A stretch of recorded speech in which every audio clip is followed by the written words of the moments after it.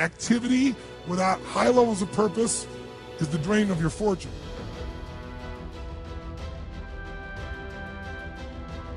You can't have a standard education and expect to have an extraordinary life. It's not going to happen. The one breakthrough for all leaders is constant, never-ending improvement. And that means educating yourself and continuing to develop even greater emotional mastery, because that's what affects whether you execute or not. The opportunity for self-education is there. We have to change our psychology from, I'm going to do what everybody else does, and I'm mad because it doesn't work anymore, to the reality is this is the greatest time to be alive if you're growing, you're learning, you're educating, and you're developing valuable skills. So instead of complaining, you got to say, where are the skill sets valued in the marketplace? And how do I work harder on myself than anything else? Because if I become more valuable, then I will be able to give more, do more, and change more. When I interviewed Warren Buffett, I asked the most important investment he ever made in his life. You know what he said it was? I was thinking all the companies he'd done, He said, Tony, go into Dale Carnegie. I said, what? He goes, because by developing myself, that's the most important investment. Those skill sets, learning how to persuade, learning how to speak, learning how to influence. All my ideas would have died on my lips if I hadn't been able to influence,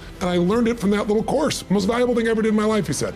While you're in pursuit of your goals and your dreams and your aspirations, you have to have an incredible work ethic, and it's all about your mindset and your mentality and your actions. If you're saying you want to go out there and achieve your goals and you never do anything to start them, then you're not actually wanting to achieve your goals. If you just go out there and talk, but you don't genuinely walk the walk, then you need to fix that as soon as possible. Get that right and make sure that your work ethic is at the level that you're talking about, because you can say all you want about whatever it is you're doing, but your actions back that up, and that's truly what your work ethic is. The actions matching your words. Because if you say you want to go out there and be a millionaire, yet you do nothing about it, then you're not really wanting to become a millionaire. You're just saying you want to become a millionaire. So there's a huge difference between saying something and doing something. Now, that is one of the hardest things to do when you're becoming successful, is figure out a way to get started. Because that's one of the hardest things to do with anything. Get started. When you wake up in the morning, what's the hardest thing to do? Get out of bed. But once you get going, your day's fine. But getting out of bed is so hard. Same thing with your goals. Starting is incredibly challenging because you don't know where to start. You don't know how to start. But all that matters is you just go out there and figure it out.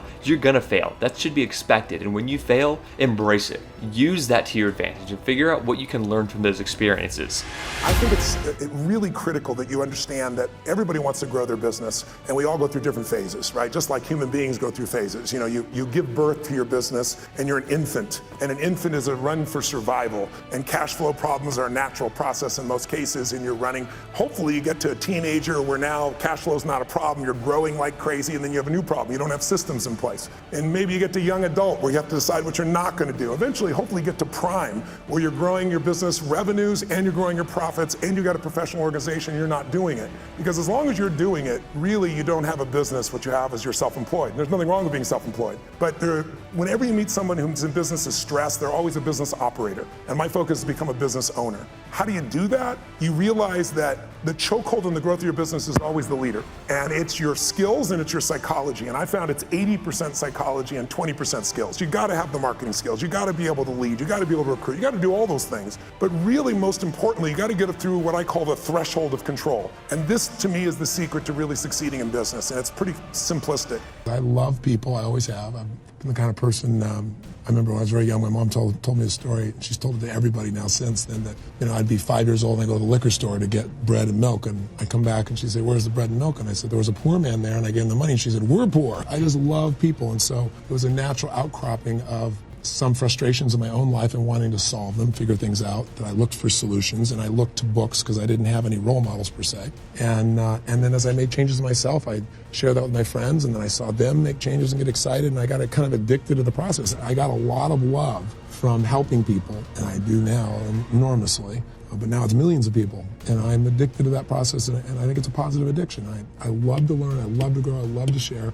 When I was in high school, I was Mr. Solution, everybody called me. If you had a problem, I had a solution, especially if you're a girl. I had a definite solution. Everybody on earth, because I've been with more than 2 million people in individual committed sessions, from the kid to the president, in all countries all over the world, 75 countries. You'd have to be an idiot not to see that there are patterns. I believe that leadership is really a skill of influence. It is the most important skill that any human being can master. And I don't think of leadership as a position. I see it as a skill, a tool that all of us have to have. In other words, the quality of your life, I really believe, comes down to your level of leadership. Other people don't have to follow you to be a leader, but you have to live life on your terms. And the first person you have to influence is yourself. Whether you're fit or fat, whether your kids are on drugs or not, it's who has more influence, the guy on the street corner or you. Whether you're fit or fat is, can you influence your own hands, your own body, your own mind to do what's necessary? So I think to be able to influence the thoughts, the feelings, the emotions, and the actions of another human being, that's what leadership is. And quality leadership, obviously authentic leadership, is one where it's servant leadership. You're looking to influence those thoughts, feelings, emotions, and actions for a greater good, not just for yourself. And I think the people that master that are the people that you know about. I mean, they're captains of industry. They're people that are celebrities because they've learned how to influence people. They are some of the greatest teachers, some of the greatest scientists, because you can't just come up with ideas. Ideas will die on your lips unless you become a person of influence. And that's what leadership is.